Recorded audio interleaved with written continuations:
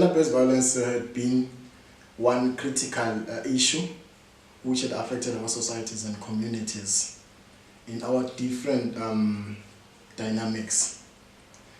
Mainly, what we know was what has been a norm in our communities is that once there has been a victim of gender-based violence, mostly women, once they've been victimized, it's always the men.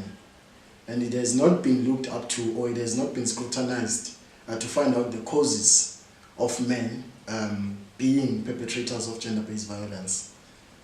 Now, when we look at it, when we try to scrutinize and find out the cause of men being gender-based violence perpetrators, it has been discovered that it has been an effect which had been there, or it has been found that it has been a seed which has been planted, which has been germinating in their lives ever since they were young, ever since they were kids. Because now, if you go back and look at how parents raise their kids, it's always the same routine. You go to young boys, when you buy toys for young boys, we always buy guns. You buy toys for women, you always buy dolls, you always buy teddy bears, of which now, once you look at those minor elements, now a boy is always given guns.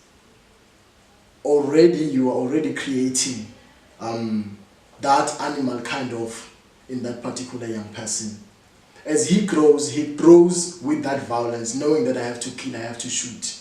And also, what has been a culture in our community is that men always have the power over women, or else men always have power over everything in that community, or else a man's voice is always heard better than women.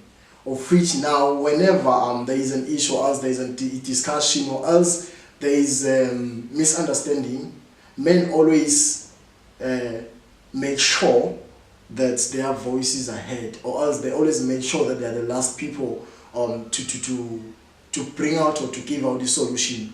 Of which, whenever you find that women, or else they are women, have got a better solution, or else they have got better brains, or else they have got better ideas, men always feel like my power has been taken over, and find that at the end of it all, it drives them to physical abuse, and find that women are being beaten, find that women are being killed without any solid reason, or else without any solid cause in terms of why did that woman end up in that a scenario, or end up a victim. And also, when we talk about violence, we're not only talking about physical violence whereby women are beaten or men are beaten, but we also talk about issues of sexual harassment. We talk of sexual abuse, whereby mostly in our communities it has been believed that women has got no right, or they have no power to say no if they do not feel like having sex with their men. Married, it has been a norm that once a man says now it's time for sex, or let's do sex, or let's engage to sexual intercourse, women always have to say it's okay, yes. Of which, it's according to this issue that we're discussing, it's not that way. Women also have rights in terms of saying, today I'm not good for it, or today I don't feel like doing it, let's try another day, or let's try tomorrow or any other day.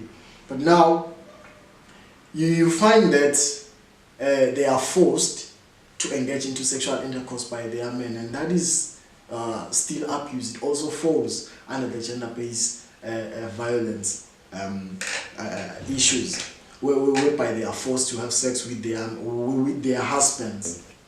And that is then known as whereby men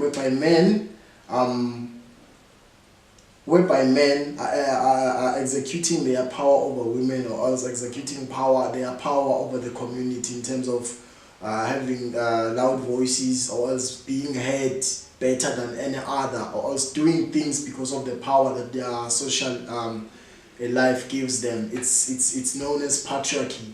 When we talk about patriarchy, we talk about a scenario whereby men are always believed to be superior than any other man, than any other person, especially women or young people in that particular community. And also when we come to women, and now, because it also happens whereby you find that women have got power over, in some countries, women have got power over